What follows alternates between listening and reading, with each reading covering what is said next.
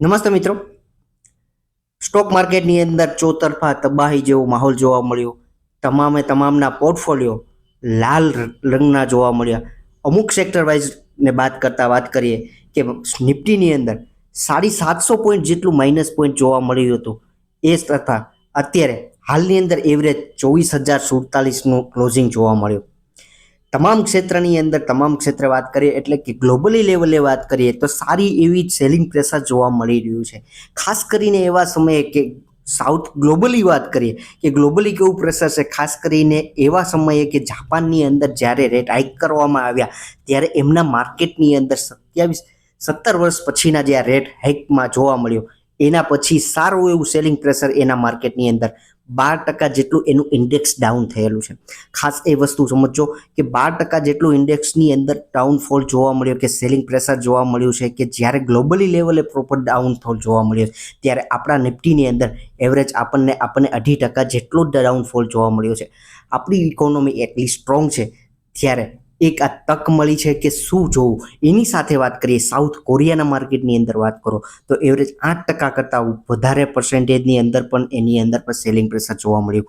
પણ ખાસ કરીને એવા સમયે શું કરવું જોઈએ કે આપણા માર્કેટની અંદર હવે નવી પ્રેશર કે નવું સેલિંગ જોવા મળશે કે આવનારા સમયની અંદર શું પ્રોફિટ બુકિંગ હજુ પણ થઈ શકે એમ છે. એ તમામ મુદ્દાઓને ધ્યાનમાં લઈશું. આ સાથે જો નવું તમારે ઇન્વેસ્ટમેન્ટ કરવું છે કે જે નવું ઇન્વેસ્ટમેન્ટ કરેલું છે તો શું એમાંથી એક્ઝિટ થવું, આ તમામ મુદ્દાઓને ધ્યાનમાં લઈને આ વિડીયોની અંદર વાત કરીશું. તો આ વિડીયોની અંદર આગળ વધીએ એ પહેલાં સ્ટોક ઓફ ગુજરાતી લાયન્સમાં તમામ મિત્રોનું હાર્દિક સ્વાગત છે. ફર્સ્ટ ટાઈમ વિઝિટ કરો છો આ ચેનલની સબસ્ક્રાઇબ કરવાનું ના ભૂલો. એન્ડ સુધી વિડીયો જોશો તો જ તમને તમામ મુદ્દાઓ પર જે પણ ચર્ચા થશે એનો ખ્યાલ આવશે. તમે એક લાઇક અને કોમેન્ટ કરજો. આગળ વધીએ છીએ. નિફ્ટીના તમામ ઇન્ડેક્સની અંદર ધ્યાનમાં લઈને વાત કરીએ કે નિફ્ટી 50ની અંદર એવરેજ આપણને 3% અને સાથે નેક્સ્ટ 50 કે નિફ્ટી 100ની વાત કરીએ કે સાથે મિડકેપની વાત કરો કે 3%નું સેલિંગ પ્રેશર જોવા મળ્યું. એની સાથે ઇન્ડિયા વિક્સ કે જે વોલેટિલિટી ઇન્ડેક્સ છે જેની અંદર વોલેટિલિટીની અંદર 42%નો જમ્પ, 42%ની અંદર આ જે જમ્પ જોવા મળ્યો છે તે ઇન્ડિકેટ કરી રહ્યું છે કે માર્કેટની અંદર સેલિંગ પ્રેશર સારામાં સારું જોવા મળી રહ્યું છે. સાથે વાત કરીએ સ્મોલ કેપની કે સારી એવી તેજી આપેલા જે સ્મોલ કેપ ઇન્ડેક્સ છે જેની અંદર 4.5%નું ડાઉનફોલ. એની સાથે સ્મોલ કેપ નિફ્ટી 50ના ઇન્ડેક્સની વાત કરીએ 4.39%ની અંદર ડાઉનફોલ જોવા મળ્યો. સારું એવું પ્રેશર જોવા મળ્યું અને સેક્ટર વાઇઝ અલગ અલગ વાત કરીએ કે ક્યાં ક્ષેત્રની અંદર પણ સારું એવું પ્રેશર જોવા મળ્યું કે જેની અંદર આપણને નિફ્ટી બેંકની અંદર જોશો તો 2.5% જેટલો એવરેજ પર્સન્ટેજ ડાઉનફોલ સાથે કે 50,000 સુધીના લેવલ સુધી આ શેર જોવા મળ્યો કે ઇન્ડેક્સ જોવા મળ્યું. અને સાથે ઓટો ઇન્ડેક્સની વાત કરીએ કે જે કંપનીઓના ગ્લોબલી લેવલે બિઝનેસ ચાલી રહ્યા છે એવો ઓટો ઇન્ડેક્સની અંદર ખાસ કરીને મધરસન સુમી, ટાટા મોટર જેવી મોટી કંપનીઓની અંદર પણ સારું સેલિંગ પ્રેશર કે 3.90%નું એવરેજ પર્સન્ટેજની અંદર ડાઉનફોલ. સાથે ફાઇનાન્સ સર્વિસની વાત કરો તમામ ક્ષેત્રની અંદર સારી એવી જોવા મળવી પડે. એને સાથે આઈટી ઇન્ડેક્સની અંદર વાત કરો કે જેનો બિઝનેસ ખાસ કરીને યુકે યુએસએ યારે કનેક્ટેડ છે કે જેની અંદર સારી એવી ડાઉનફોલ 3.5%નો એવરેજ પર્સન્ટેજની અંદર ડાઉનફોલ જોવા મળ્યો. મેટલ ઇન્ડેક્સની વાત કરો સારો એવું ડાઉનફોલ અને સાથે પીએસયુ સ્ટોક કે સારા એવા પીએસયુ બેંકની અંદર સારો એવી તેજી જોવા મળી હતી એની અંદર પણ સારો એવો ડાઉનફોલ. એ સાથે ફાર્મા ક્ષેત્રની અંદર વાત કરો તો એવરેજ નોર્મલ ડાઉનફોલ જોવા મળ્યો. સાથે રિયાલિટી ક્ષેત્રની અંદર સારી તેજી જોવા મળી હતી. એક ક્ષેત્રમાં પણ સારો એવો ડાઉનફોલ કે 4.65%ની અંદર ડાઉનફોલ જોવા મળ્યો. વાત કરીએ નોર્મલી તમામ ક્ષેત્રની અંદર સારો એવો ડાઉનફોલ જોવા મળી રહ્યો છે. ખાસ કરીને એ સમયે કે જ્યારે આવનારા સમયની અંદર જે જાપાનની અંદર જે ઘટના બની રહી છે, યુએસની અંદર જ્યારે જે ઘટના બની રહી છે કે જ્યારે રેટ કટ કરવાના જગ્યાએ રિસેશન ઉપર જઈ રહ્યું દેખાઈ રહ્યું છે ત્યારે ખાસ કરીને આપણા જે મોટા દિગ્ગજોની વાત કરીએ કે જે ઇન્ફોસિસ શેરની અંદર સારી એવું તેજી જોયા પછી કે 1800ના લેવલ સુધી શેરનો ભાવ ગયેલો ત્યાર પછી પણ સારી એવી 3.5% જેટલે કે 68 પોઈન્ટનો ડાઉનફોલ જોવા મળ્યો. સાથે એના દિગ્ગજ લીડરની વાત કરીએ કે ટીસીએસ કે આઈટી ક્ષેત્રની દિગ્ગજ કંપની એની અંદર પણ સારો એવો ડાઉનફોલ 123 પોઈન્ટનો જ ઘટાડો જોવા મળ્યો. સાથે ઇન્ડિયાની કંપની વાત કરીએ રિલાયન્સ ઇન્ડસ્ટ્રીઝની કે જે કંપનીની અંદર સારો એવો ડાઉનફોલ 3.5% જેટલા પર્સન્ટેજ પોઈન્ટમાં અને 100 પોઈન્ટ કરતાં વધારેનો ઘટાડો જોવા મળ્યો. આ બધા જ હેવી કાઉન્ટર ઇન્ડિયાના છે.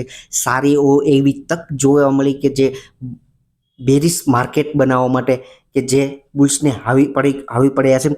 સાથે આવનારા સમયની અંદર ખાસ કરીને એવા સમયે કે નવા ઇન્વેસ્ટમેન્ટ કરવા આવે એમાંની ખાસ ઓએનજીસી કંપની વાત કરીએ કે ટાટા મોટરની વાત કરીએ રેગી છે કે ટાટા મોટરની અંદર સારું એવું પ્રેશર જોવા મળ્યું. ખાસ કરીને જેએલઆરનો બિઝનેસ જે છે એ યુકે અને યુએસએ સાથે કનેક્ટેડ છે કે આવનારા સમયની અંદર જો એ કન્ટ્રીની અંદર જે ગ્લોબલ કન્ટ્રીની અંદર જે ડાઉનફોલ છે ગ્લોબલ કન્ટ્રીની અંદર એના બિઝનેસની અંદર જે આવનારા સમયની અંદર ડાઉનફોલ જોવા મળશે તો આ કંપનીની અંદર એના અર્નિંગની અંદર સારો એવો ડાઉનફોલ જોવા મળશે.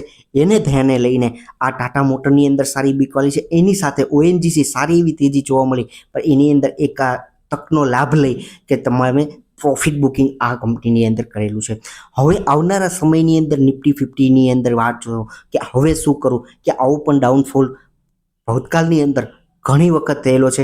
4 જૂનની વાત કરીએ કે બજેટના દિવસની વાત કરીએ કે તમામ એ જોયેલા ડાઉનફોલની અંદર પછી પણ રિકવરી આવેલી છે.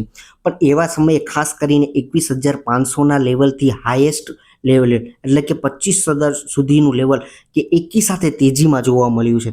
ત્યારે આવનારા સમયની અંદર કોન્સોલેટ માર્કેટ કહી શકે એમ છે કે જ્યારે આવનારા સમયની અંદર એક ટ્રિગર પોઈન્ટ કહી શકીએ કે યુએસની અંદર રેટ કટ, પણ એની સાથે પણ એક સારો એવો બીજો માઇનસ પોઈન્ટ એમ કે મંદીના રિસેશનની અંદર પણ જઈ શકે છે. ખાસ કરીને એવા સમયે ખાસ વસ્તુ એક ધ્યાન રાખવી જોઈએ કે આવનારા સમયની અંદર કયા ક્ષેત્રની અંદર તેજી બની શકે એમ છે, એમાંના સ્ટ્રોંગ કાઉન્ટર ઉપર ધ્યાન આપવું જોઈએ. ખાસ કરીને એ ક્ષેત્ર એફએમસીજી ક્ષેત્રની મોટી કંપનીઓ કે જેનું સારું એવી તેજી કે આવા માર્કેટ માઇનસની અંદર જ્યારે ચાલી રહ્યું હતું તેમ છતાં પણ આ તમામ કાઉન્ટર છે એ સારા એવા ગ્રીનની અંદર બંધ થયા છે. એક સારો પ્લસ પોઈન્ટ કહી શકીએ કે આવનારા સમયની અંદર આ જે કાઉન્ટર છે એની અંદર તેજી જોવા મળી શકે. એમાંનું એચયુએલની વાત કરી 2714 રૂપિયામાં ટ્રેડ કરી રહેલો છે heavy counter large cap company. એની સાથે વાત કરો કે ટાટા કન્ઝ્યુમર પ્રોડક્ટ કે જે સારી એવી તેજી એની અંદર પણ જોવા મળી રહી છે. 1200 રૂપિયાના એવરેજ એટલે 1198ના ભાવે શેર જોવા મળી રહ્યો છે. ખાસ કરીને આ કંપનીના એક નવા અપડેટની વિશે વાત કરી કે ટાટા કન્ઝ્યુમર છે એ રાઇટ ઇસ્યુ લઈને આવ્યા છે.